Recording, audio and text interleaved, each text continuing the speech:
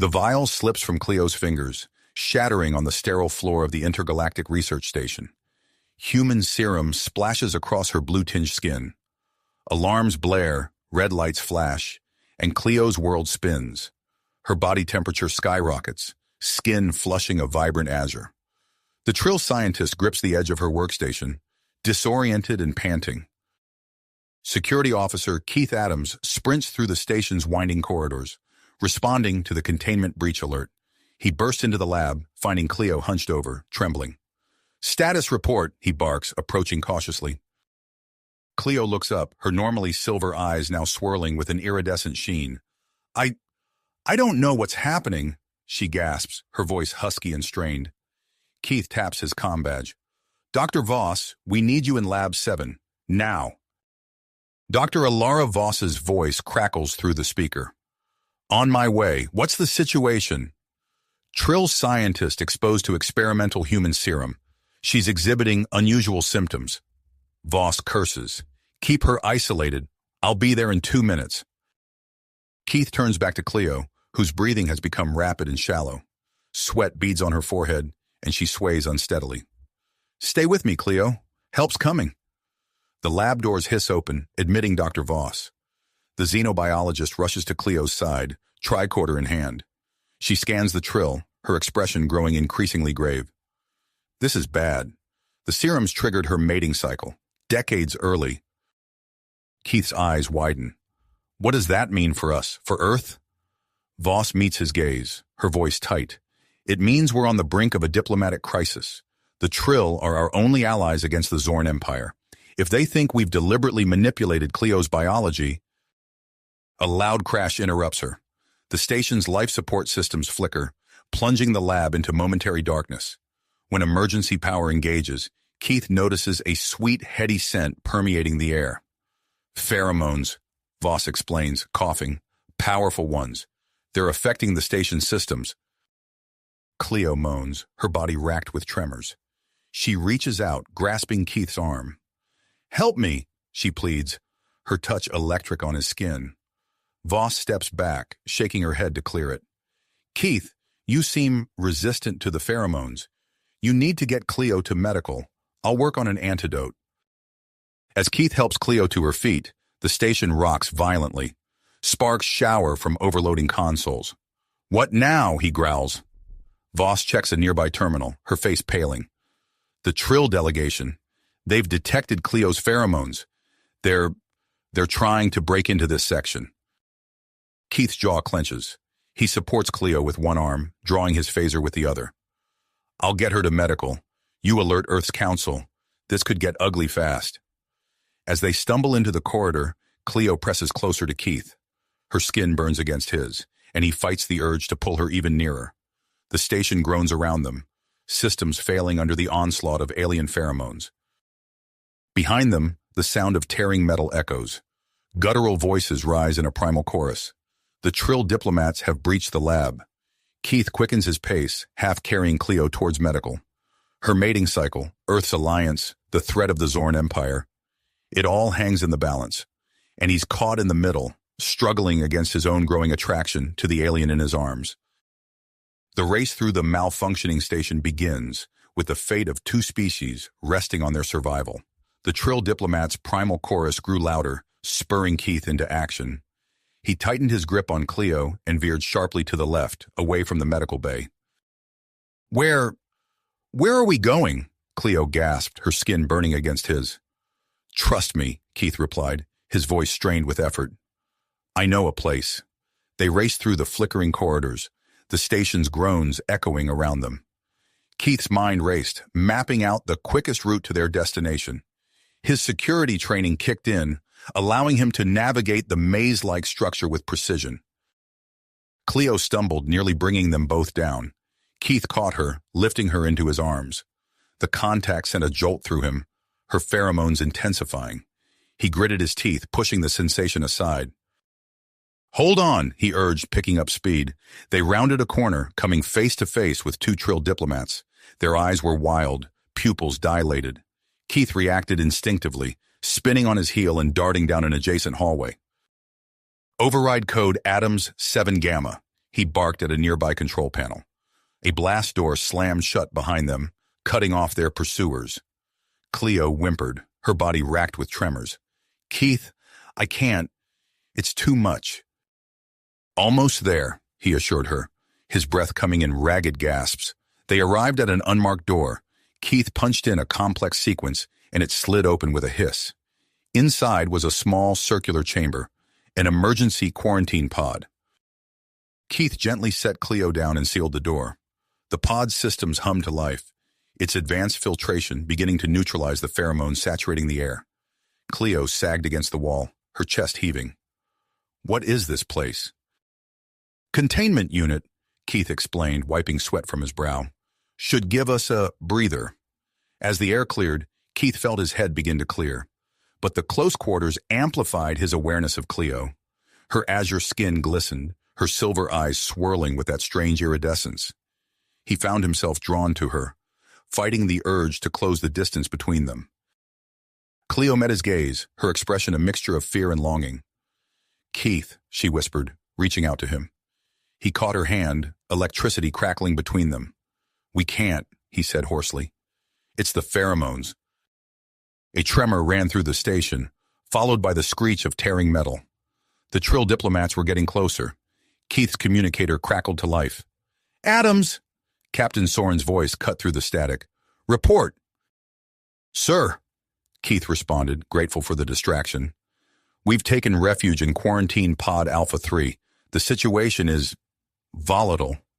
"Listen carefully," Soren said, his tone grim. "There's a hidden research facility in Section 12. You need to get Dr. Cleo there immediately. It may be our only chance to contain the situation." Keith's brow furrowed. "Section 12? But that's classified, I know," Soren interrupted. "Use access code Theta 9 Epsilon, and Adams, be careful. The Trill aren't the only problem we're facing." The communication cut off abruptly. Keith turned to Cleo, who was watching him with feverish intensity. "We have to move," he said, steeling himself for what lay ahead. Cleo nodded weakly. "I'll try to control it," she said, her voice barely above a whisper.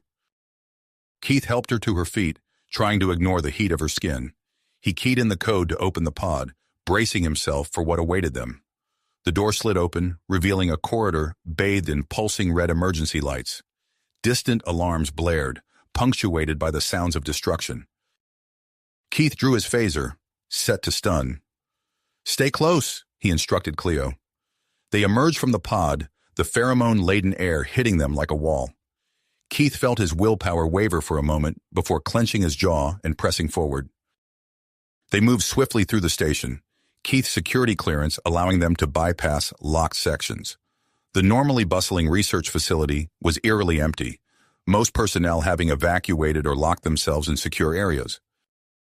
As they approached a junction, Keith held up a hand, signaling Cleo to stop. Voices drifted from around the corner, the guttural tones of Trill diplomats. "We must find her," one voice growled. "The cycle cannot be interrupted." "And the humans?" another responded. "They've hidden her from us." "They'll pay for their interference," the first voice snarled. Keith's grip tightened on his phaser. He caught Cleo's eye, motioning for her to stay silent. They waited, hearts pounding, as the voices faded into the distance. Once the coast was clear, they pressed on. Keith's mind raced, trying to piece together the full scope of the crisis. The captain's warning echoed in his head. The Trill weren't the only problem. They reached a nondescript wall panel. Keith entered the access code, revealing a hidden doorway.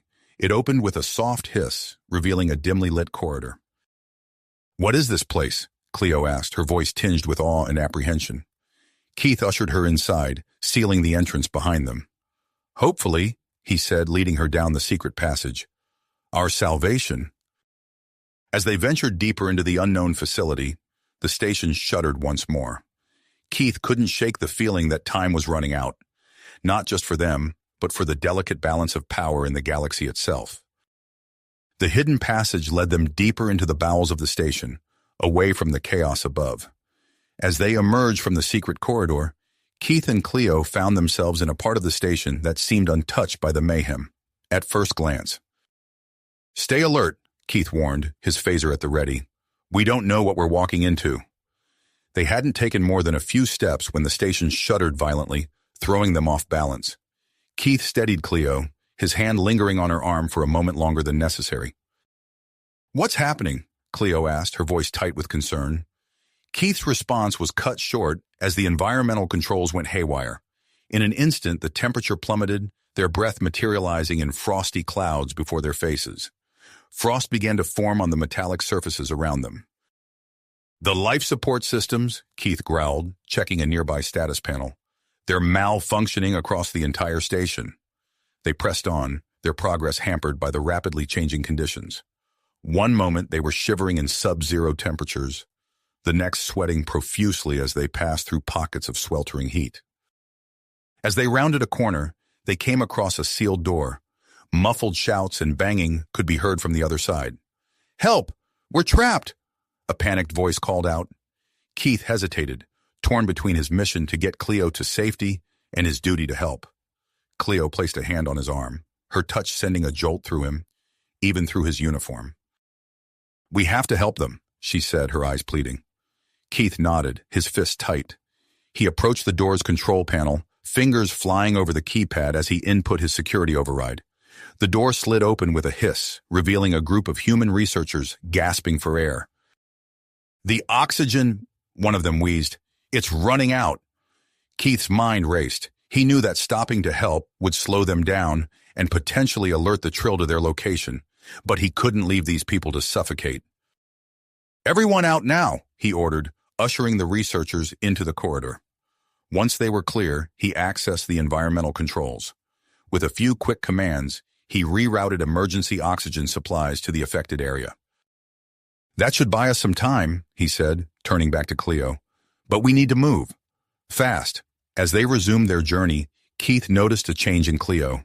Her skin, already an otherworldly shade of blue, began to emit a soft, pulsating glow. The bioluminescence seemed to ebb and flow with her breathing, casting eerie shadows on the walls around them. Cleo, your skin... Keith started, unsure how to describe what he was seeing. She looked down at her hands, her eyes widening in surprise. It's beautiful, she whispered, flexing her fingers and watching the light dance across her palms. The glow proved to be both a blessing and a curse. It allowed them to navigate more easily through the darkened corridors where emergency lighting had failed, but it also made them more visible to their pursuers. As if on cue, a distant shout echoed through the station. There! I see light! Keith cursed under his breath. They've spotted us. We need to find cover. They ducked into a maintenance shaft, the narrow space forcing them close together. Keith could feel the heat radiating from Cleo's skin, her pheromones more potent than ever in the confined space. He pushed the sensations aside, focusing on the task at hand. They crawled through the shaft, the metal groaning ominously around them. Suddenly, a section of the shaft gave way beneath Keith. He let out a grunt of pain as jagged metal tore into his leg. Keith! Cleo gasped, reaching for him. He gritted his teeth, pulling himself free. I'm fine, he said, though the pain in his voice betrayed him. We need to keep moving. They emerged from the shaft into a quiet corridor, pausing to catch their breath. As Cleo helped Keith tend to his wound, her eyes suddenly went wide, her body tensing. Keith, she whispered, her voice filled with dread. I can sense them. The Zorn. They're coming. Keith looked at her in shock. What do you mean you can sense them? Cleo shook her head, struggling to find the words. I don't know how, but I can feel their presence, their intentions. They're here for me, and they mean to destroy anyone who gets in their way. The implications of this new ability hit Keith like a physical blow. Not only were they dealing with the pursuing Trill and the station's malfunctions, but now they had an impending alien invasion to contend with. We're running out of time, Keith said, forcing himself to his feet despite the pain in his leg. We need to get to that research facility. It's our only hope of finding a solution to all of this. As they set off once more, the station's automated defense systems suddenly sprang to life. Stun beams crisscrossed the corridor, and containment fields shimmered into existence. It's targeting you, Keith shouted, pulling Cleo behind a fallen bulkhead. The system must be confused by your altered biological signatures. Keith's mind raced as he formulated a plan. He needed to override the security protocols, but doing so would leave Cleo exposed. As if reading his thoughts, Cleo gripped his hand tightly. "Go," she said, her eyes meeting his. "I trust you." In that moment, something passed between them, an understanding that went beyond words. Despite the chaos surrounding them, despite the threat of capture or worse, they found strength in each other's presence. With a nod, Keith darted out from behind their cover. He weaved through the stun beams, his movements a testament to years of rigorous training. Reaching a security terminal, he began the process of shutting down the defense systems, his fingers flying over the controls. As the last containment field flickered out of existence, Keith turned back to Cleo. "Let's go," he said, offering her his hand. They raced through the now quiet corridor, the entrance to the hidden research facility finally coming into view. As they approached, the door slid open with a soft hiss, revealing a high-tech laboratory filled with experimental equipment. They stepped inside, hope rising in their chests. But before they could take in their surroundings, alarms blared throughout the station. "Warning," an automated voice announced. "Unidentified vessel approaching. All personnel to battle stations." Keith and Cleo exchanged a look of unbreakable spirit. The Zorn had arrived. The station trembled under the force of their approach, and Keith knew they were out of time. "We need to find a way to defend ourselves," Keith said, scanning the room frantically. His eyes landed on a massive device dominating the center of the laboratory. "What is that?" Cleo approached it, her bioluminescent skin casting an eerie glow on the sleek metal surface. "It's calling to me," she whispered, reaching out to touch it. Keith quickly pulled her hand back. "Wait, we don't know what it does." A nearby console flickered to life, displaying schematics and data. Keith's eyes widened as he read the information. "It's a biosignature harmonizer," he explained, his mind racing. "It's designed to manipulate and stabilize alien physiologies. Cleo, this could be the key to normalizing your condition." He moved to the control panel, fingers flying over the keys as he attempted to activate the device. Suddenly, Cleo let out a piercing scream, collapsing to the floor. Her skin pulsed with intense light, and waves of energy radiated from her body. "Cleo!" Keith rushed to her side, cradling her head. As their skin made contact, a jolt of electricity passed between them. In an instant, Keith's mind was flooded with vivid images. He saw a massive ship, its hull covered in strange, biomechanical growths. Inside, a scarred alien creature stood on the bridge, its eyes fixed on a holographic display of the station. Keith instinctively knew this was Krazak, the Zorn captain. "Prepare boarding parties," Krazak growled, his voice resonating in Keith's mind. "We will take this station and all its technological secrets." The vision faded, leaving Keith gasping. He looked down at Cleo, whose eyes were wide with shock. "You saw it too?" she asked weakly. Before Keith could respond, alarms blared throughout the facility. Thick blast doors slammed shut, sealing them inside. The harmonizer's lights dimmed, its delicate calibration disrupted by the sudden lockdown. "No, no, no," Keith muttered, rushing back to the control panel. He tried to override the lockdown, but the system refused to respond. "We're trapped." Cleo struggled to her feet, her body still emitting pulses of psionic energy. "Keith, I can't control it," she said, her voice strained. "It's getting stronger." Keith's mind raced, assessing their options. He spotted a panel on the far wall, its surface slightly different from the others. Acting on instinct, he pressed his palm against it. The panel slid open, revealing a hidden arsenal of experimental weapons. "Now we're talking," Keith said, a grim smile on his face.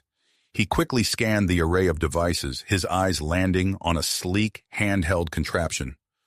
"This could be our ace in the hole. It's an experimental EMP emitter. If I can get it working, we might be able to disable the Zorn's technology." As Keith examined the weapon, Cleo's condition worsened. Her skin blazed with light, and waves of energy pulsed from her body, interfering with the nearby equipment. Sparks flew from consoles, and the lights flickered ominously.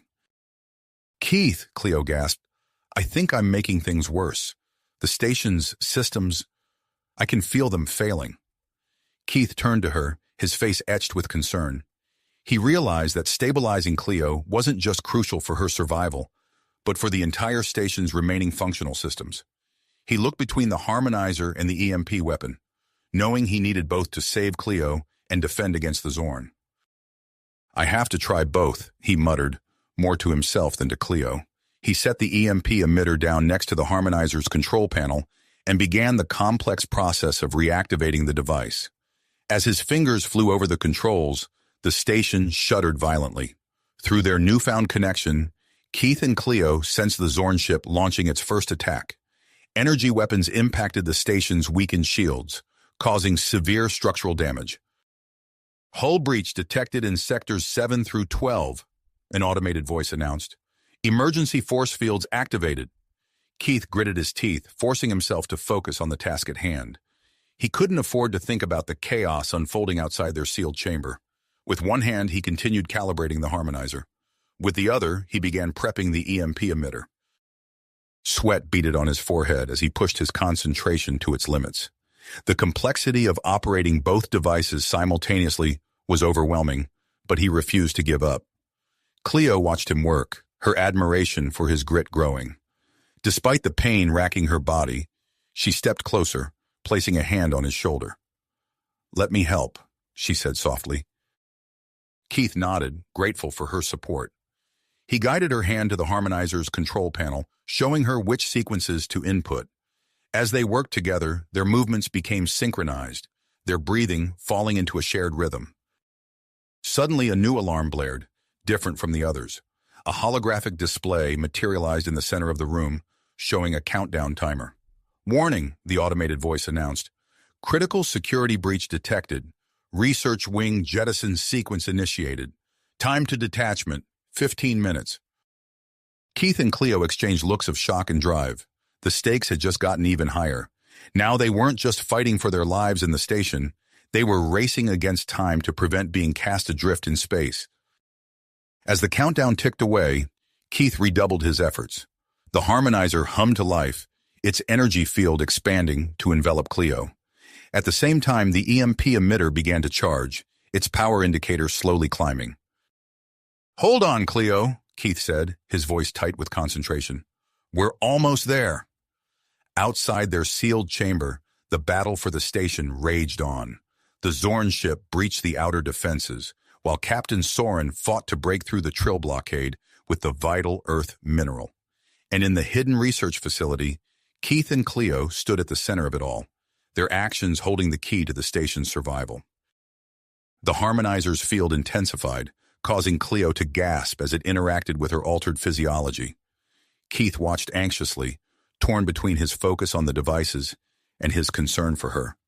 The EMP emitter's charge neared completion, its whine rising to a fever pitch.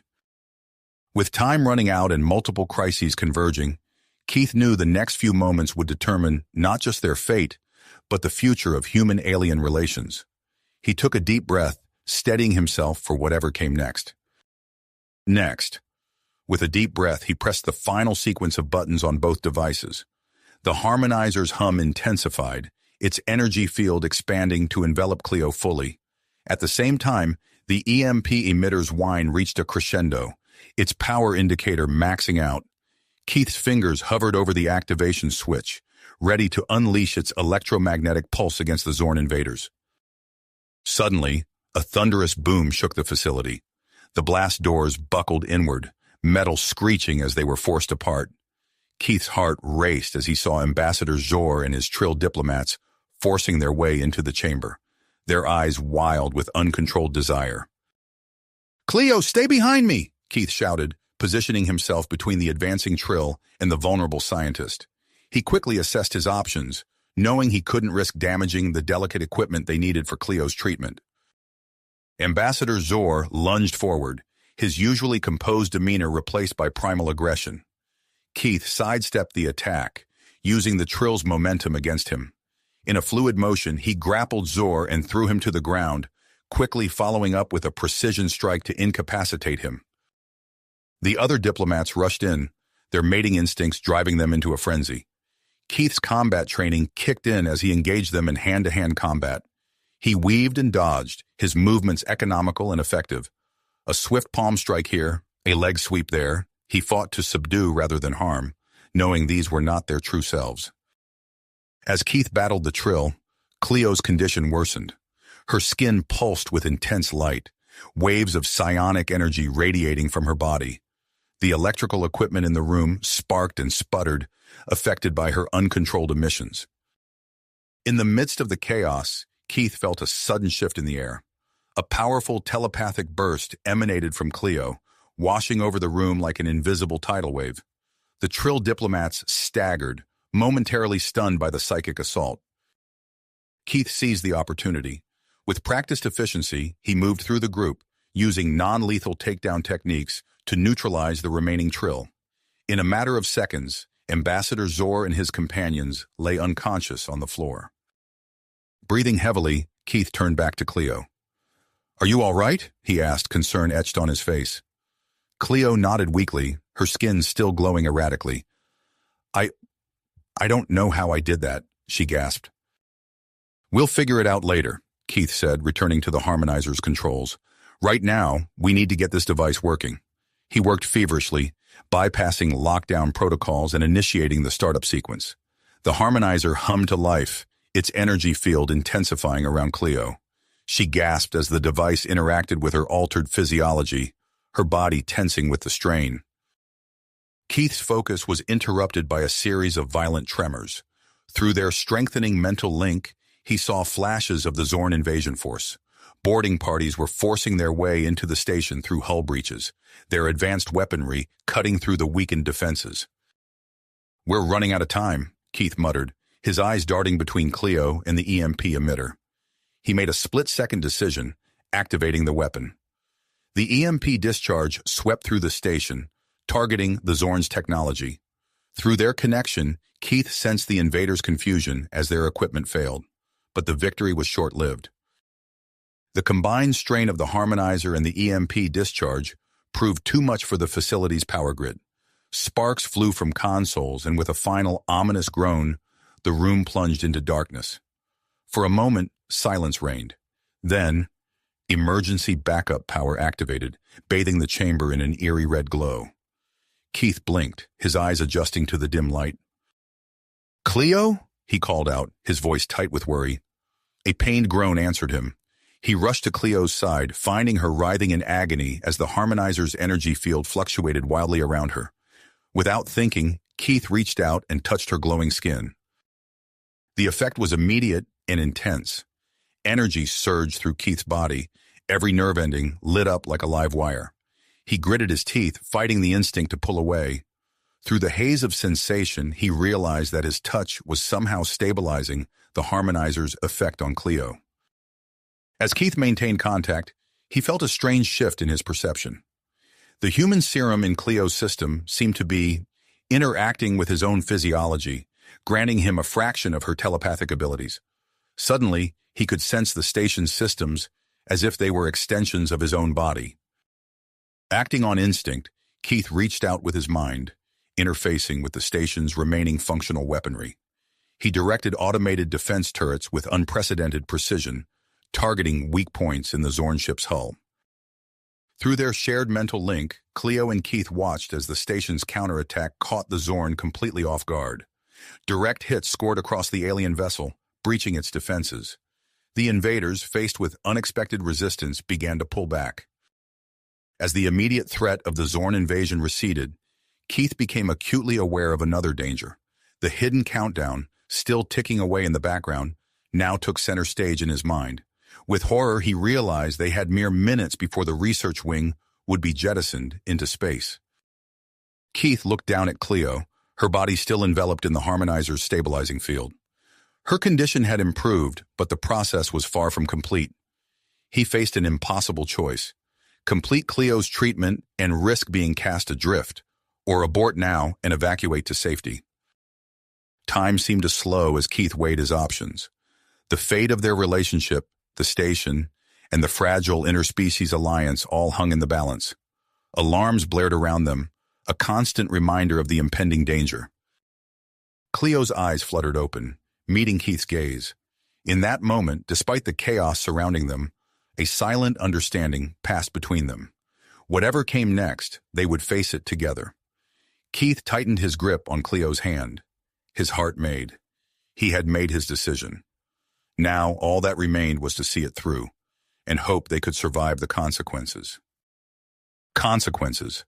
As the alarms blared and the station shuddered around them, Keith made his choice. "We're seeing this through," he said, his voice firm with dedication. He tightened his grip on Cleo's hand, anchoring himself to her as he reached out with his mind. The station's systems unfurled before his consciousness like a complex tapestry of data and energy. Keith navigated through the digital maze, searching for the jettison sequence. He found it, a pulsing red thread in the network, counting down the final seconds. Sweat beaded on his forehead as he engaged in a frantic mental battle against the station's security protocols. With each passing moment, the sirens grew louder, the tremors more violent. Cleo's grip on his hand tightened, her pain evident in the way her fingers dug into his skin. "Almost there," Keith muttered through gritted teeth. With a final push of will, he broke through. The jettison sequence dissolved, its code unraveling under Keith's command. The countdown froze with mere seconds to spare. Relief washed over Keith, but it was short-lived. The override triggered a cascade of system failures throughout the station. Lights flickered and died, plunging sections into darkness. The artificial gravity fluctuated, causing loose objects to float momentarily before crashing back down. "Life support systems critical," an automated voice announced, its tone eerily calm amid the chaos. As Keith grappled with the failing systems, the research facility's doors hissed open. Dr. Alara Voss burst in, her lab coat billowing behind her. In her hands, she clutched a container emitting a soft, pulsating glow. "The mineral," she gasped, her eyes darting between Keith and Cleo. "We need to integrate it into the harmonizer now." Keith nodded, reluctantly breaking physical contact with Cleo to help Dr. Voss. Together, they worked to incorporate the rare earth mineral into the harmonizer's matrix. As they made the final adjustments, the device's energy field intensified, enveloping Cleo in a cocoon of shimmering light. Cleo's body arched as the recalibrated harmonizer took effect. Her skin, which had been pulsing with bioluminescent energy, began to dim. The waves of psionic energy emanating from her gradually subsided, replaced by a controlled, steady flow. Outside the relative safety of the research facility, chaos reigned. The Zorn forces, having regrouped after their initial defeat, launched a full-scale assault on the weakened station. Boarding parties cut through the damaged hull at multiple points, their advanced weaponry making short work of the remaining defenses. In the station's armory, Captain Soren finished equipping himself with the most advanced weaponry available. He activated his comm link, coordinating with the remaining security personnel. "Form defensive positions at junction points Alpha and Beta," he ordered, his voice steady despite the dire situation. "Use EMP grenades to disrupt their tech advantage. We hold the line here." As Soren's makeshift resistance force engaged the Zorn invaders, Keith, Cleo, and Dr. Voss emerged from the research facility. They were met by Ambassador Zor and the other Trill diplomats, who had recovered from their hormone-induced frenzy. Zor approached Keith, his earlier aggression replaced by a look of shame and persistence. "We offer our assistance," he said, gesturing to the advanced Trill technology they carried. "Our actions were regrettable. Allow us to make amends." Keith nodded, accepting the offer without hesitation. "We need to reach the central hub," he explained, outlining their plan to use the recalibrated harmonizer against the Zorn. "It's our best shot at ending this invasion without further bloodshed." As the group prepared to move out, Cleo's eyes widened. Her enhanced telepathic abilities, now stabilized, allowed her to sense the Zorn's movements with startling clarity. "They're converging on the medical bay," she said, her voice filled with urgency. "There's a large group of injured personnel trapped there." Keith processed this information, quickly formulating a plan. He reached out with his mind, interfacing with the station's remaining functional systems. A holographic map materialized before them, showing the safest route to the central hub and the location of the Zorn forces. "We'll split into 2 teams," Keith decided. Captain Soren, take Ambassador Zor and half the Trill to the medical bay. Evacuate the wounded and hold that position. The rest of us will make for the central hub with the harmonizer. As the others moved to carry out their assigned tasks, Keith and Cleo found themselves alone for a brief moment. Their eyes met, a silent understanding passing between them. The intensity of their shared experiences, the lingering connection from their mental link, had created a bond deeper than either had expected. Cleo reached out, her fingers intertwining with Keith's. "Whatever happens," she said softly, "I'm glad you're here with me." Keith squeezed her hand in response, allowing himself a small smile despite the gravity of their situation. "Together," he replied, the single word carrying the weight of a promise. Their moment of intimacy was cut short as Dr. Voss called out to them. "We need to move now," she urged, hefting the modified harmonizer. "The station's life support won't hold out much longer." With a final shared glance, Keith and Cleo joined their allies. The group moved out into the corridor, ready to face the challenges that lay ahead. The station groaned around them, its structure stressed by the ongoing Zorn assault. Emergency lights cast long shadows as they advanced, the sound of distant fighting echoing through the halls. As they navigated through the Zorn-infested areas of the station, Keith used his newfound abilities to guide them. He sensed the invaders' positions, allowing the group to avoid major confrontations. When skirmishes were unavoidable, the combined skills of their diverse team proved formidable. Ambassador Zor and the Trill used their advanced technology to create energy barriers, shielding the group from Zorn weapons fire. Dr. Voss, her scientific knowledge proving as valuable as any weapon, used the station's environmental systems to create distractions and obstacles for the invaders. Cleo's telepathic insights provided crucial tactical advantages, allowing them to anticipate the Zorn's movements. Keith, his mind linked with the station's systems, manipulated doors, gravity fields, and defensive turrets to clear their path.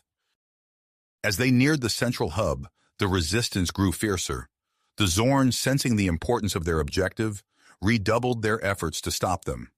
The team found themselves pinned down in a maintenance junction, Zorn forces closing in from multiple directions. Keith looked at the harmonizer, then at his embattled companions. They were so close to their goal, but the final push would be the most dangerous yet. As he formulated a plan to break through the Zorn lines, he knew that the next few moments would determine not just their fate, but the future of the entire station and the delicate balance of interspecies relations. The air crackled with tension as Keith prepared to give the order to advance. The fate of the station, and possibly much more, hung in the balance as they faced the final gauntlet between them and their objective. The sound of approaching Zorn soldiers echoed through the corridors, growing louder with each passing second. "We need to move," Keith said, his voice tight with urgency. "Now!" As if on cue, a barrage of energy blasts erupted from the adjacent hallway, forcing the team to take cover behind a twisted bulkhead. Keith's mind raced, assessing their options. The direct route to the central hub was blocked by a swarm of Zorn invaders, their alien weaponry cutting through the station's defenses with alarming ease. "We can't stay here," Cleo said, her eyes meeting Keith's. "But we can't go back either." Keith nodded, feeling the weight of leadership pressing down on him. "We'll have to split up," he decided, his gaze sweeping over the assembled group. "Cover more ground, divide their forces." The team quickly divided into smaller units. Keith and Cleo took point, their enhanced connection allowing them to move with uncanny synchronization. Dr. Voss and Ambassador Zor fell back, focusing on the portable harmonizer, while Captain Soren peeled off towards the auxiliary control room. As Keith and Cleo advanced down the main corridor, their movements became a fluid dance of anticipation and reaction.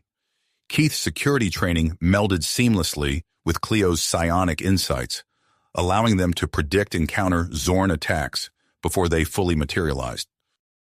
A Zorn soldier lunged from a side passage, energy weapon primed. Without breaking stride, Keith ducked low while Cleo pivoted, her hand brushing his shoulder as she used his momentum to launch herself into a spinning kick. Her foot connected with the Zorn's head, sending it crashing into the wall. "Nice move," Keith said, a hint of admiration in his voice. Cleo flashed him a quick smile. "I had a good partner."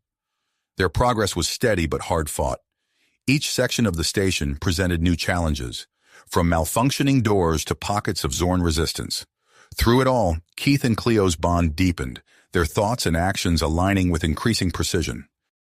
Meanwhile, Dr. Voss and Ambassador Zor worked feverishly on the harmonizer as they moved. The device's casing was open, exposing a complex array of circuitry and pulsing energy conduits. "We need to recalibrate the emission frequency," Dr. Voss muttered, her fingers dancing over the controls. "If we can attune it to the Zorn's unique biosignatures." Ambassador Zor nodded, his usually stern features softened by concentration. "Perhaps if we modulate the output through a trill psionic filter, it could provide the necessary flexibility without compromising effectiveness." Their progress was slower, hampered by the need to constantly adjust their course to avoid Zorn patrols. Every few minutes, they were forced to take cover as energy blasts sizzled past, leaving scorch marks on the station's walls. In the auxiliary control room, Captain Soren fought a one-man war against waves of Zorn invaders. His years of combat experience served him well as he used the room's layout to his advantage, creating choke points and using fallen debris as makeshift barricades. As he worked to restore the station's systems, Soren's eyes widened in alarm. The Zorn weren't just trying to capture the station, they were planting explosive devices throughout its structure. "Keith, do you read me?" Soren's voice crackled over the comm system. "The Zorn are rigging the station to blow. We're running out of time." Before Keith could respond, the artificial gravity failed without warning. The world tilted sideways as Keith, Cleo, and the others found themselves suddenly weightless. Debris and discarded weapons floated lazily through the air, creating a surreal, dangerous obstacle course. Keith instinctively reached out, grabbing Cleo's hand to keep them from drifting apart. Around them, Zorn soldiers adapted quickly to the zero-gravity environment, using their advanced technology to maneuver with ease. "Use the walls," Keith called out, his space station training kicking in. "Short, controlled bursts to move. Watch for crossfire." Cleo's skin began to glow, casting a soft blue light through the darkened corridor.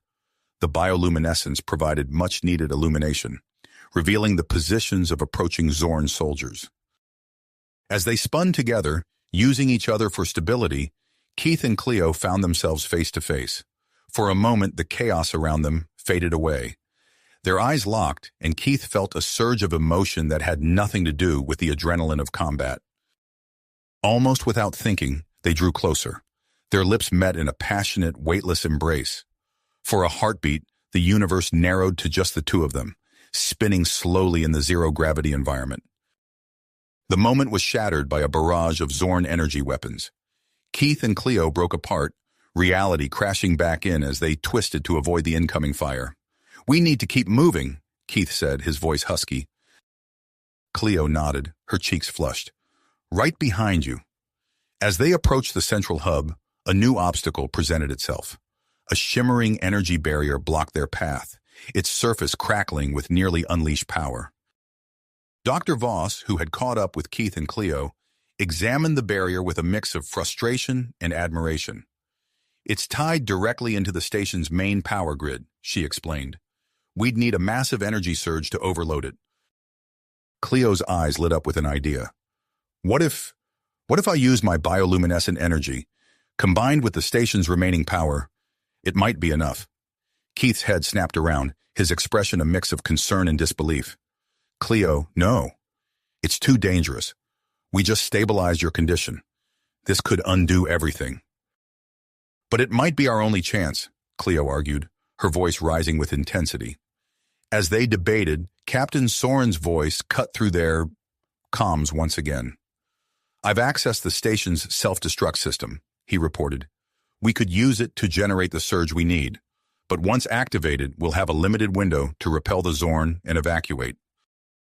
The team exchanged glances, the weight of the decision hanging heavy in the air.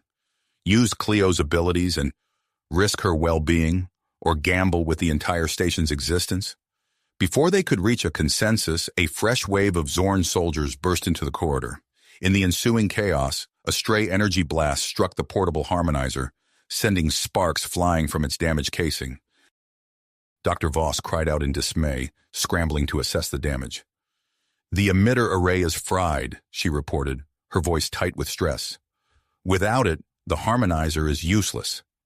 The team found themselves at a crossroads, options dwindling as the Zorn closed in from all sides.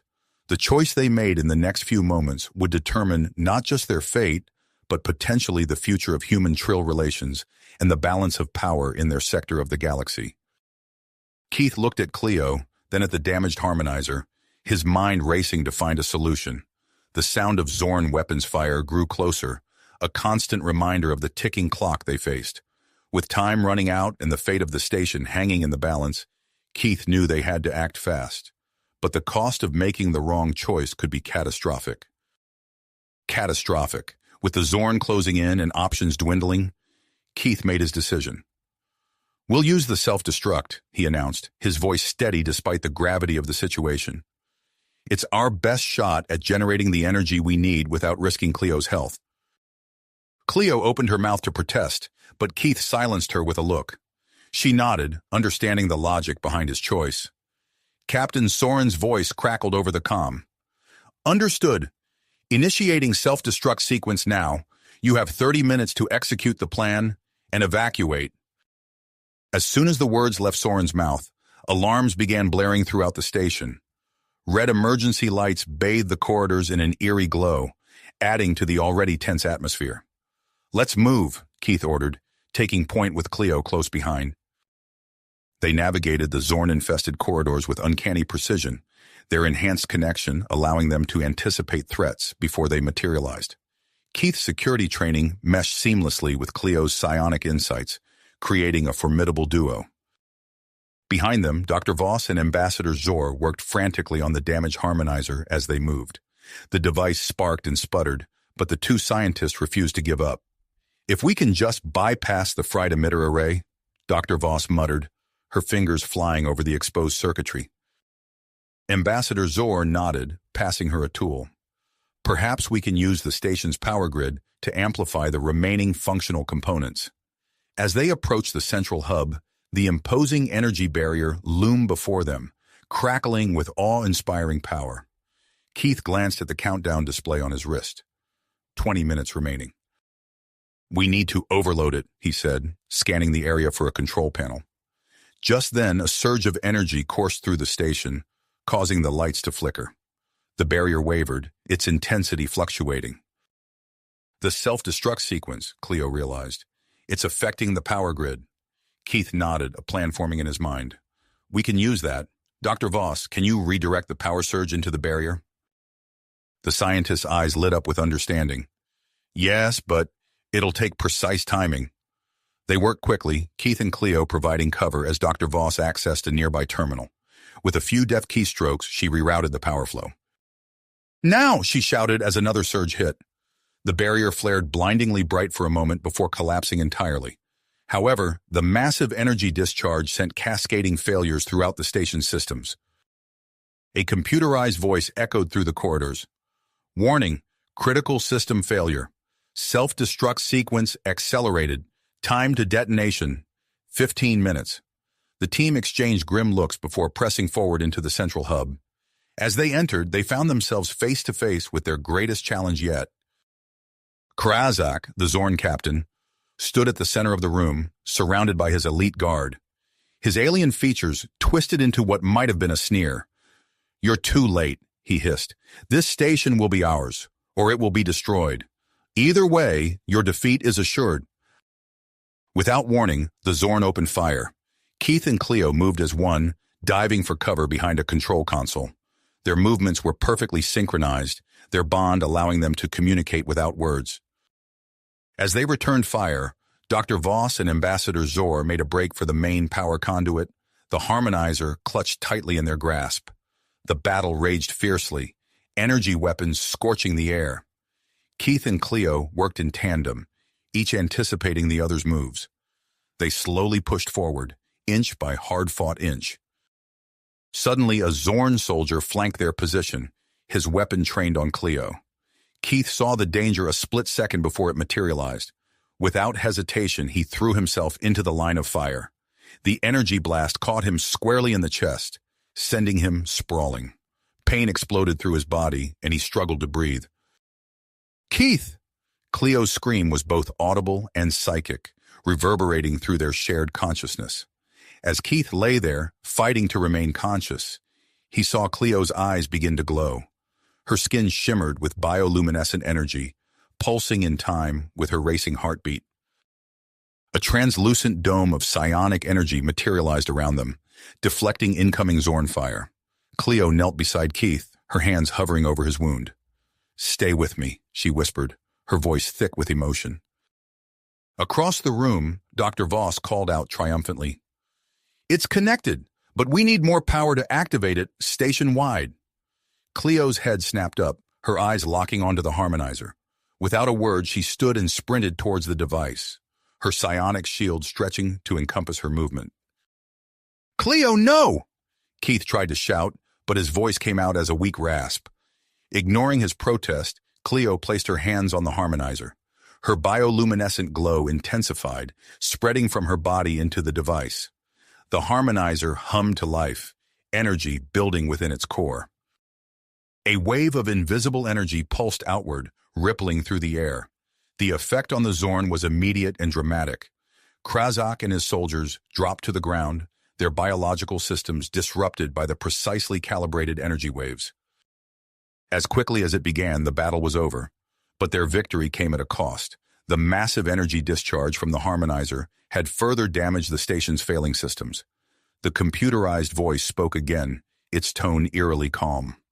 "Warning, catastrophic system failure. Time to detonation, 5 minutes."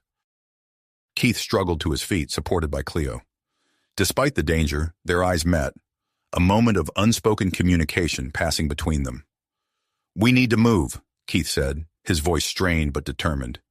"The escape pods are our only chance now." As they raced through the disintegrating station, artificial gravity failed, and entire sections began to decompress. They fought against floating debris and the panic threatening to overtake them. They reached the escape pod bay with less than 2 minutes to spare, only to find Captain Soren directing the last of the civilians into the remaining functional pods. "There's not enough room," Soren shouted over the blaring alarms. "I'll stay behind and make sure everyone else gets out." Before they could argue, Soren shoved them towards the last pod. As the door slid open, Keith's heart sank. There was only one seat left. He turned to Cleo, ready to insist she take it, but the look in her eyes stopped him cold. In that moment, he knew what she was about to do. With strength born of desperation, Cleo pushed Keith into the pod. "I'm sorry," she said, her voice breaking. "I love you." The door began to close, and Keith lunged forward, reaching for her. "Cleo!" Just as the pod sealed shut and began its launch sequence, Cleo's body erupted with bioluminescent energy. There was a flash of blinding light, and suddenly, impossibly, she was there in the pod with him. They clung to each other as the small craft shot away from the doomed station. Seconds later, a massive explosion lit up space behind them, the shock wave sending their pod tumbling end over end. As the pod's stabilizers kicked in, Keith and Cleo found themselves drifting in the vastness of space. They were alive against adversity, but their ordeal was far from finished. A warning light blinked on the pod's control panel. The life support systems had been damaged in their hasty escape. Oxygen levels were dropping, and their communication array was offline. Keith pulled Cleo close, their foreheads touching. They had survived impossible odds, but now faced a new challenge, lasting long enough in their damaged pod for rescue to arrive. As the pod drifted silently through the star-studded void, Keith and Cleo held on to each other, their bond stronger than ever. Their future, and the future of human-trill relations, hung in the balance as they floated in the cosmic ocean, hoping against hope for a miracle. Miracle of rescue. Their eyes met, a silent understanding passing between them. They had survived the impossible, but their ordeal was not nearly finished. A soft beep drew their attention to the pod's control panel. Keith's heart sank as he saw the flashing warning light. "The life support systems are damaged," he said, his voice tight. "We're losing oxygen." Cleo leaned in, her brow furrowing as she examined the readouts. "The communication array is offline too. We're cut off." Keith's security training kicked in, his mind racing through their options. He began a systematic check of their resources, cataloging every item that might aid their survival. As he worked, he noticed Cleo's bioluminescent glow flickering erratically. "Cleo, are you all right?" he asked, concern etching his features. She shook her head, her hand trembling as she reached for him. "Something's wrong. I feel unstable." Keith's mind flashed back to the serum, the delicate balance they had achieved with her physiology. The teleportation must have disrupted it somehow. He cursed under his breath, acutely aware of how ill-equipped they were to handle this new complication. As Cleo's condition worsened, Keith frantically searched the pod's limited medical supplies. He found a small kit tucked beneath a panel and began sifting through its contents. "Hold on, Cleo," he murmured, more to himself than to her. "I'll figure this out." A faint ping caught his attention. The pod's navigation system, while damaged, was still partially functional. Keith's eyes widened as he studied the display. An uninhabited planet loomed within their limited range. "Cleo," he said, his voice urgent, "there's a planet nearby. The atmosphere is breathable, but it's unexplored. It's a risk, but it might be our only chance." Cleo nodded weakly, her skin pulsing with an unnatural light. "Do it," she whispered. Keith set the new course, his teeth gritted with drive. As the pod changed direction, they entered a field of debris, remnants of the destroyed station. The view outside their small window became a maelstrom of twisted metal and shattered components. "Hang on!" Keith shouted, taking manual control. He weaved through the deadly obstacles, each impact sending shudders through the pod's frame. Warning alarms blared as systems failed one by one. A large piece of debris loomed directly in their path. Keith threw his body over Cleo, shielding her as the pod collided with the obstacle. Pain exploded across his back, but he gritted his teeth, refusing to let go. As they cleared the debris field, a new challenge arose. The planet's atmosphere beckoned, but their heat shields were failing. The pod's interior temperature skyrocketed, turning their sanctuary into an oven. Cleo stirred beneath him, her trill physiology more resilient to the extreme heat. "Keith," she gasped, "let me help." She wrapped her arms around him, using her body to shield him from the worst of the thermal radiation. The pod screamed through the atmosphere, the viewport glowing an angry red. Keith clung to consciousness, his world narrowing to the feel of Cleo's arms around him and the rapidly approaching ground. Impact came with a bone-jarring crash. The pod skidded across a barren, rocky landscape, carving a deep furrow in the alien soil. Keith's head slammed against the control panel, and darkness claimed him. He awoke to the acrid smell of smoke and the feeling of being dragged. Through blurry vision, he saw Cleo pulling him from the wreckage. Moments later, the pod's power core overloaded, erupting in a fireball that consumed their meager supplies. As his senses returned, Keith became aware of their new surroundings. They lay at the edge of a dense, alien forest. Strange, bioluminescent plants pulsed with an otherworldly light, seeming to react to their presence. In the distance, unfamiliar calls echoed, creatures unlike anything from Earth or Trill. Keith tried to sit up but fell back with a groan. His body ached and breathing the thin air was a struggle. "Cleo," he managed, his voice raspy, "are you okay?" She nodded, but her eyes were filled with worry. "You're injured, Keith, and I think you might have an infection." As if summoned by her words, Keith felt a wave of heat wash over him. His skin felt too tight, too hot. He shivered despite the warmth. Cleo placed a cool hand on his forehead. "I need to find something to bring down your fever. Stay here. I'll be right back." Keith wanted to protest, to tell her it wasn't safe, but he lacked the strength. He watched as Cleo moved towards the alien forest, her enhanced senses, a gift from the human serum, guiding her search for potential medicinal plants. As the alien sun began to set, the temperature plummeted. Keith's shivers intensified, his teeth chattering uncontrollably. Cleo returned, her arms full of strange plants and minerals. "We need shelter," she said, helping Keith to his feet. They stumbled together, finding refuge in a small cave near their crash site. Inside the cave, Cleo worked tirelessly, crushing plants and mixing improvised remedies.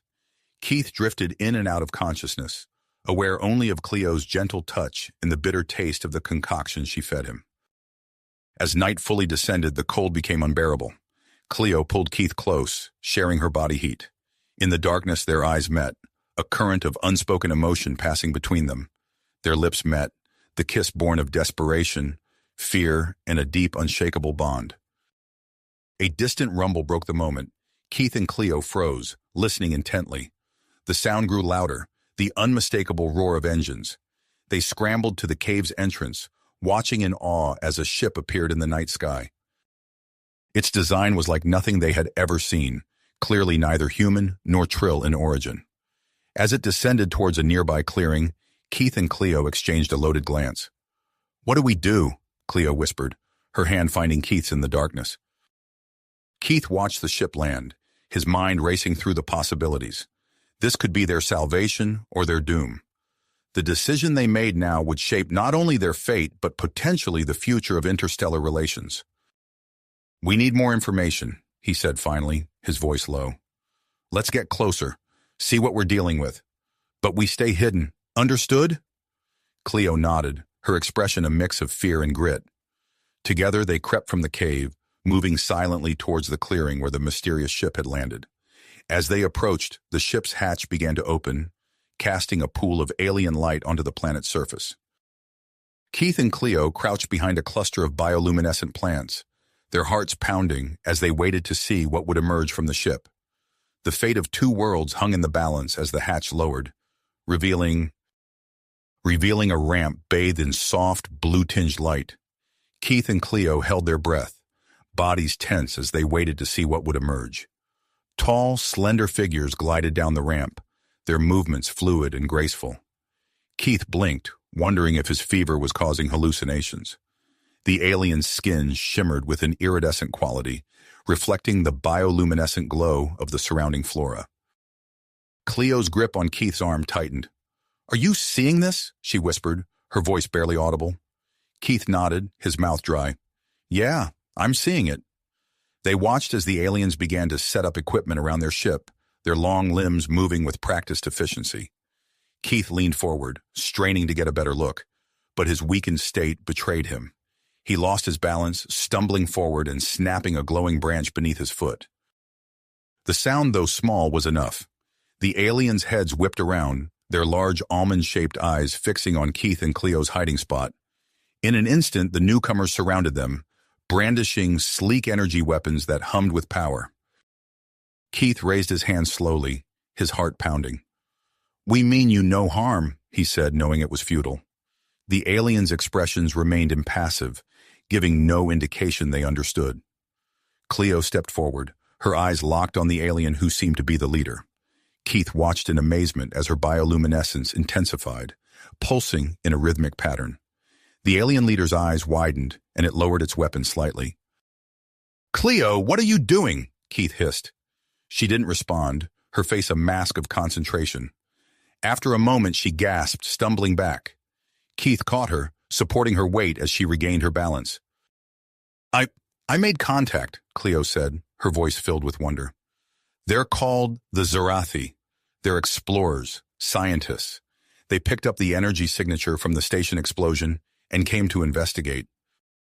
The alien leader stepped forward, its weapon now lowered completely. It made a series of clicks and whistles, which Cleo seemed to understand. "This is Zalthera," Cleo translated. "They want to bring us aboard their ship for medical treatment and study." Keith hesitated, eyeing the still-armed Zarathi warily. "Do we have a choice?" Cleo shook her head. "I don't think so. And Keith, you need help. Your fever." As if on cue, a wave of dizziness washed over Keith. He swayed on his feet, his vision blurring. The last thing he saw before darkness claimed him was Cleo's worried face and the shimmering forms of the Zarathi moving towards them. Keith drifted in and out of consciousness, aware of bright lights and strange melodic sounds. He felt himself being moved, examined, prodded. Through it all, he caught glimpses of Cleo, her face a mixture of concern and fascination as she watched the Zarathi work. Vivid images flashed through Keith's mind. Earth under attack, Zorn ships descending from the sky. He saw the human Trill alliance crumbling, worlds burning, and Cleo in danger, reaching out to him as she was pulled away by unseen forces. "No!" Keith shouted, sitting up abruptly. He found himself on a curved platform that served as a bed, surrounded by softly glowing panels. A Zarathi scientist stepped back, startled by his sudden movement. Cleo was at his side in an instant, her hand cool against his forehead. "Keith, it's okay. You're safe. We're on the Zarathi ship." Keith blinked, his mind clearing. "How long was I out?" "A few hours," Cleo replied. "The Zarathi medical team has been treating you. Your fever's broken, but—" She trailed off, her expression troubled. Keith noticed her skin was pulsing with an intense light, brighter than he'd ever seen before. "Cleo, what's wrong?" Before she could answer, a surge of energy emanated from her body. The ship's lights flickered and alarms began to blare. Zarathi scientists rushed into the room, their movements excited rather than panicked. Zalthara entered, its iridescent skin reflecting the pulsing light from Cleo. It made a series of rapid clicks and whistles. Cleo translated, her voice strained. "They say my physiology is reacting to their ship's environment. I'm emitting some kind of psionic energy that's interfering with their systems. They want to run more tests." Keith struggled to his feet, protective instincts kicking in. "No way! We don't know what that could do to you." Zalthara spoke again, this time directly to Keith. To his surprise, he understood the words, translated by some unseen technology. "Your companion's abilities are extraordinary," Zalthara said, its voice melodic despite the alien inflections.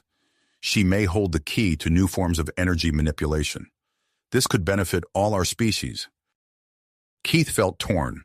The potential scientific breakthrough was undeniable, but at what cost to Cleo?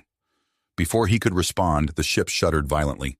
Zalthara turned to a nearby console, its long fingers dancing over the controls. A holographic display sprang to life, showing the space around them. Keith's breath caught in his throat. The Zarathi ship was approaching a massive space station, its design a blend of organic curves and geometric precision. But it wasn't the station that held Keith's attention. Multiple ships were converging on their location, their energy signatures unmistakable. "Those are human and Zorn vessels," Keith said, his voice tight. "The conflict has spread this far?" Zalthara's expression was grim. "It appears we have found ourselves in the middle of your war.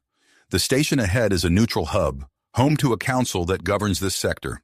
We intended to present you there, but now—" Keith's mind raced, piecing together everything he'd learned. He turned to Cleo, seeing the same realization in her eyes. "We might be able to stop this," Cleo said, her voice filled with drive, despite her unstable condition. "Our knowledge, combined with Zarathi technology—" Keith nodded, understanding. "It's risky. We don't know how it might affect us."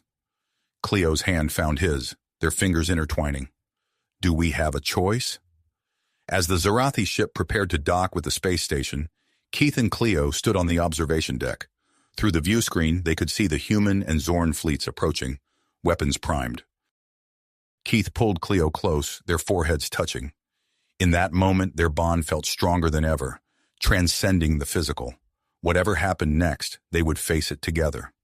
Zalthara approached, its voice solemn. "We are ready to dock. The council awaits, but so does potential conflict. What is your decision?" Keith and Cleo exchanged a look, years of training and shared experiences condensed into a single glance. They turned to Zalthara, ready to shape the future of multiple species and their own destinies. "We're ready," Keith said, his voice steady. "Let's go meet the council." "Council?" Keith finished, his voice resolute. The Zarathi ship glided smoothly into the docking bay of the massive space station. As the airlock hissed open, Keith and Cleo stepped onto the station, flanked by Zalthara and two other Zarathi. The corridors were a blend of sleek metal and pulsing bioorganic material, unlike anything they had seen before. They were led to a large circular chamber, its high ceiling adorned with holographic displays of star systems and galaxies. Around a crescent-shaped table sat the station's governing council, a diverse array of alien species, each more exotic than the last. Zalthara stepped forward, its iridescent skin shimmering under the chamber's lights. Esteemed council members, I present Keith Harrison of Earth and Cleo of Trill. Their unique situation may hold the key to resolving the conflict that threatens this sector. The council members leaned forward, their eyes, some multifaceted, others singular and enormous, fixed on the human Trill pair. A being with 4 arms and blue-tinged skin spoke first, its voice a melodious hum. Tell us, visitors, of your experiences. How did you come to be here so far from your homes? Keith opened his mouth to respond, but Cleo suddenly gasped, her body rigid. A wave of energy pulsed from her, washing over the chamber. The holographic displays flickered and distorted. I'm sorry, Cleo stammered, her skin glowing intensely. I can't control it. The council members murmured among themselves, some in alarm, others in fascination. Keith reached for Cleo's hand, and as their fingers intertwined, another pulse emanated from them both. This time, it carried with it flashes of their shared memories. The research station, the Zorn attack, their desperate escape. The 4-armed counselor's eyes widened. Extraordinary. Their bond, it's unlike anything we've encountered. Before the council could react further, a klaxon blared. A holographic display sprang to life, showing 2 fleets of ships approaching the station from opposite directions. The human and Zorn fleets have arrived, a reptilian counselor announced, its forked tongue flicking nervously.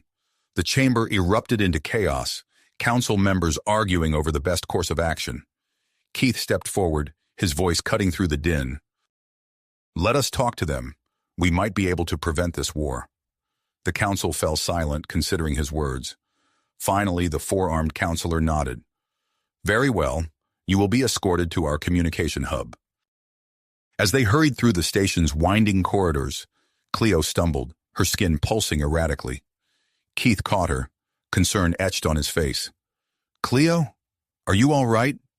She shook her head, her voice strained. Something's wrong, Keith. My body, it feels like it's tearing itself apart. They reached the communication hub, a circular room lined with screens and holographic interfaces.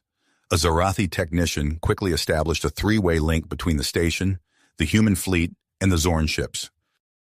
Captain Soren's face appeared on one screen, his expression a mix of relief and wariness at seeing Keith and Cleo. On another, a Zorn with intricate facial markings glowered at them. I am Commander Vexkar, the Zorn growled. You will explain your presence on this station immediately. Before Keith could respond, Cleo cried out in pain. Another pulse of energy burst from her, but this time it carried with it a vivid mental projection. Everyone connected to the communication link, Keith, Soren, Vexkar, and the watching council members saw a horrifying vision of destruction.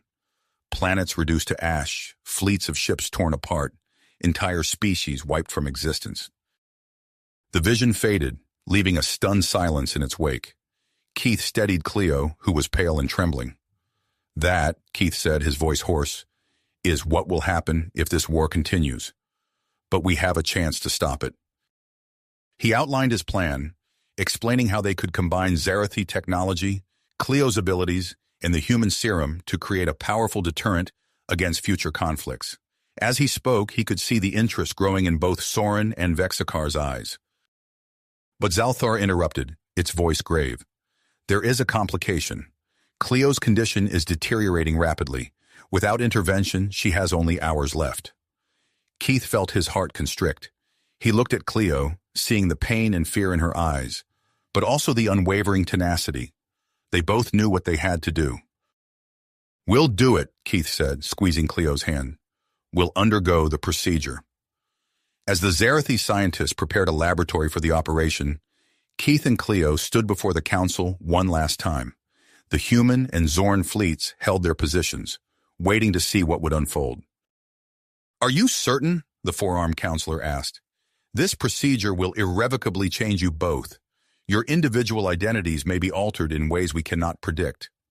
Keith looked at Cleo, feeling the depth of their connection.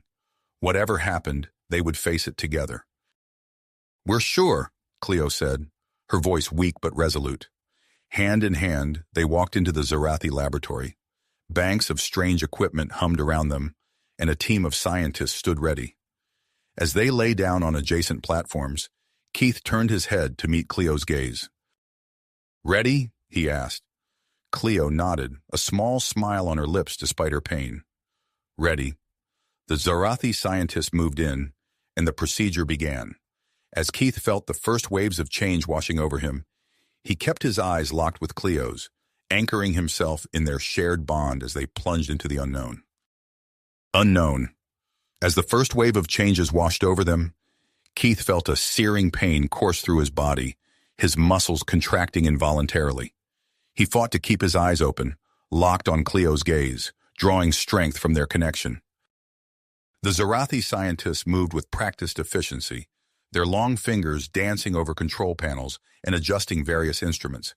Strange, undulating energy fields enveloped both Keith and Cleo, pulsing with an otherworldly light. Through gritted teeth, Keith managed to speak. "Cleo, I love you." She squeezed his hand in response, her eyes shining with emotion. "I love you too, Keith. Whatever happens, we're in this together."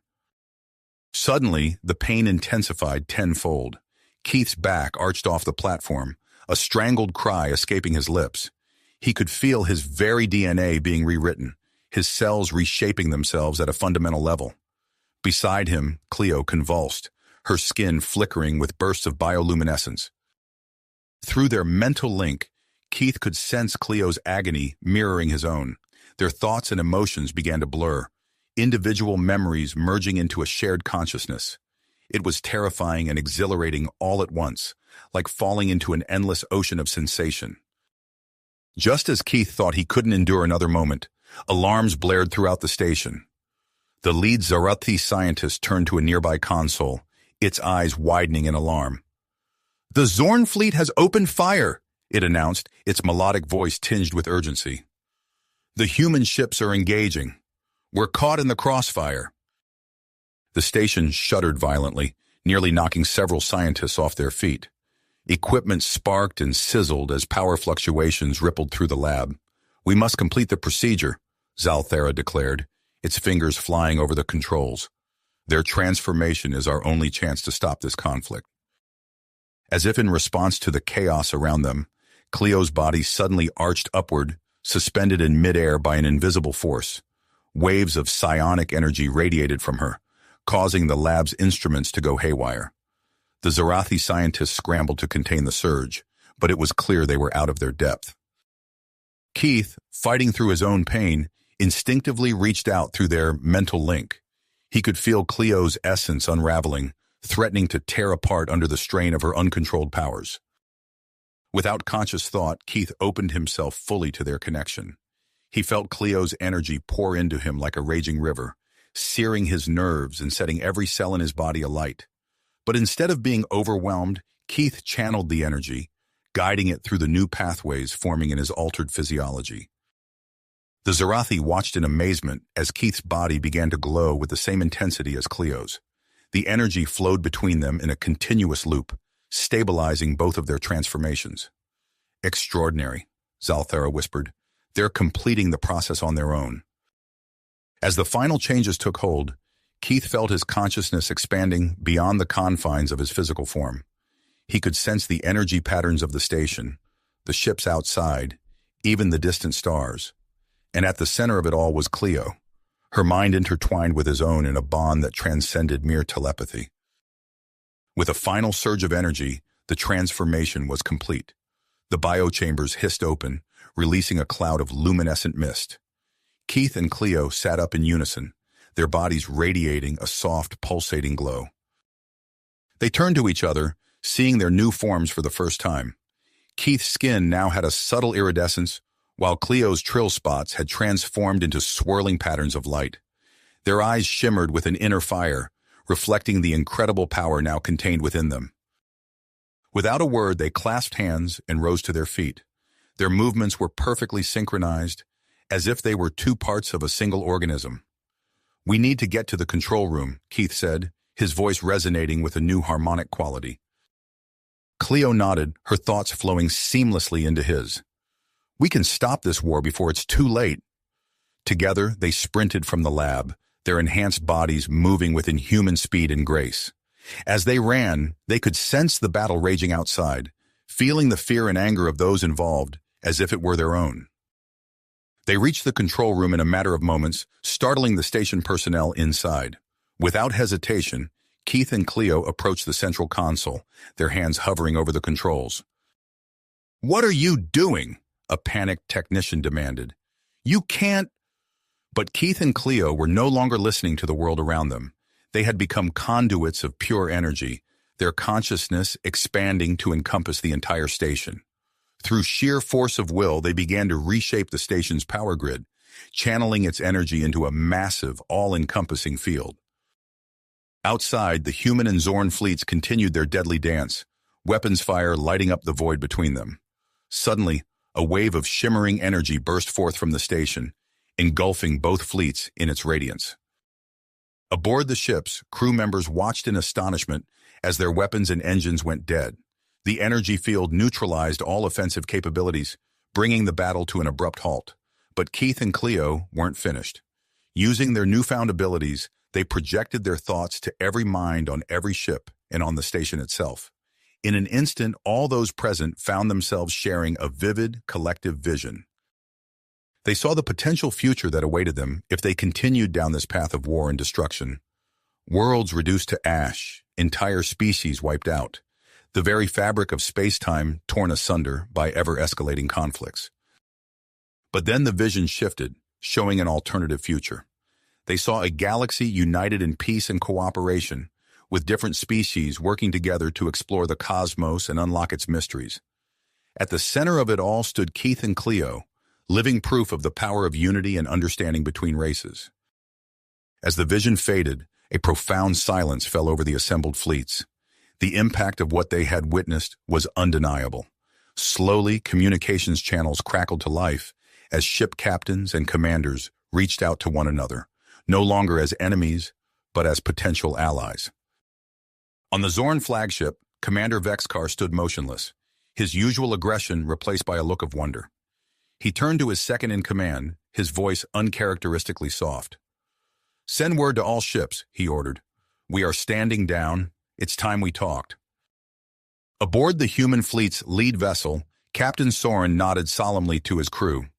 "Power down all weapon systems. Open a channel to the Zorn flagship. Let's put an end to this war." As the fleets began to stand down, Keith and Cleo finally released their hold on the station's systems. They turned to each other, their bodies still aglow with residual energy. "We did it," Cleo said, a smile spreading across her face. Keith nodded, feeling the warmth of their shared accomplishment. "This is just the beginning. There's so much more we can do, so much we can learn." As the adrenaline of the moment began to fade, they became aware of the stunned stares of the control room staff. Zalthera entered, its eyes wide with a mix of awe and scientific curiosity. "What you have done is beyond our wildest expectations," it said. "You have not only stopped a war, but potentially changed the course of galactic history. The question now is, what comes next?" Keith and Cleo exchanged a look, their new bond allowing them to communicate volumes without a single word. They turned back to Zalthera, their expressions resolute. "We need to talk to the Council," Keith said.